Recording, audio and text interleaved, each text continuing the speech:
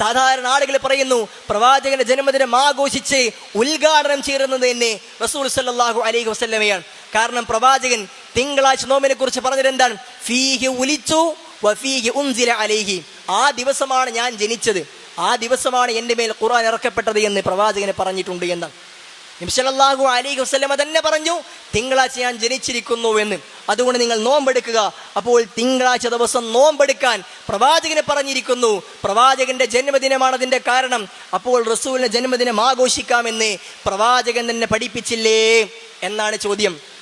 സുഹൃത്തുക്കൾ ആലോചിച്ച് നോക്കൂ, ഈ ഹദീസിനെ ഇതൊരു ജന്മദിനാഘോഷത്തിന്റെ നബിദിനാഘോഷത്തിന് തെളിവായിരുന്നുവെങ്കിൽ പണ്ഡിതന്മാർ ഈ ഹദീസ് കൊണ്ടുവരേണ്ടത് ഞാൻ നേരത്തെ സൂചിപ്പിച്ചതുപോലെ കിതാബ് മൗലിദ് നബി എന്ന ഒരു കിതാബിന് കീഴിലായിരുന്നു.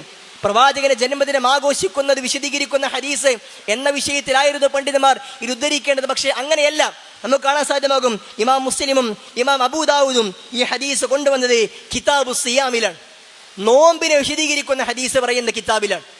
അതിൽ തന്നെ തിങ്കളാഴ്ച നോമ്പ് എടുക്കുന്ന കാര്യം പഠിപ്പിക്കുന്ന വിഷയം പറയുന്നിടത്താണ് ഈ ഹദീസ് ഉദ്ധരിച്ചിരിക്കുന്നത്. അഥവാ നോമ്പെടുക്കുന്ന കാര്യം ഏതൊക്കെ ദിവസങ്ങളിൽ സുന്നത്തായ നോമ്പുകളുണ്ട് എന്ന് പഠിപ്പിക്കുന്ന കൂട്ടത്തിൽ തിങ്കളാഴ്ച ദിവസത്തിന്റെ പ്രത്യേകതയും ആ നോമ്പും പഠിപ്പിക്കാൻ വേണ്ടിയാണ് ഈ ഹദീസ് പണ്ഡിതന്മാർ പറഞ്ഞിട്ടുള്ളത്.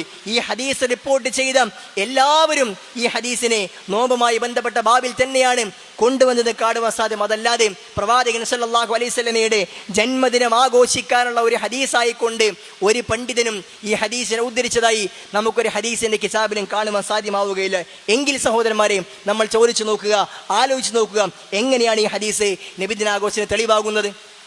ഈ ഹദീസ് എങ്ങനെ ഇവരുടെ ആഘോഷം തെളിവായി ഉദ്ധരിക്കുവാൻ സാധ്യമാകും? ഇനി ഈ ഹദീസ് തെളിവായി കൊണ്ടുവരുന്നുണ്ടെങ്കിൽ തന്നെ റബീഉൽ അവ്വൽ 12 നോമ്പെടുക്കണമെന്നല്ലേ ഈ ഹദീസ് കൊണ്ട് കിട്ടുകയുള്ളൂ? പ്രവാചകൻ ഞാൻ ജനിച്ച ദിവസങ്ങൾ നോമ്പെടുക്കണം എന്നാണ് പറഞ്ഞത്. ഇത് ഹദീസ് തെളിവായി കൊണ്ടുവന്നാൽ തന്നെ റബീഉൽ അവ്വൽ 12 നോമ്പെടുക്കണം എന്നേ ഈ ഹദീസിൽ നിന്ന് കിട്ടൂ. നമ്മുടെ നാട്ടിൽ എന്താണ് കണ്ടുവരുന്നത്? റബീഉൽ അവ്വൽ 12 ഇനി ഒരു തിങ്കളാഴ്ചയായിരുന്നെങ്കിൽ പോലും അന്നേ ദിവസം നോമ്പെടുക്കാനാണോ നമ്മുടെ നാട്ടിലെ പൗരോഹിത്യം പറയാറുള്ളത്? അവർ പറയാറുള്ളത് അന്നേ ദിവസം എത്ര തിന്നു തീർക്കാമെന്ന ചർച്ചയാണ്. എത്ര പോത്തിനെ ഇറക്കണം, എത്ര നെയ്ച്ചോറ് വിതരണം ചെയ്യണം എന്ന ചർച്ചയാണ് നടക്കാറുള്ളത്.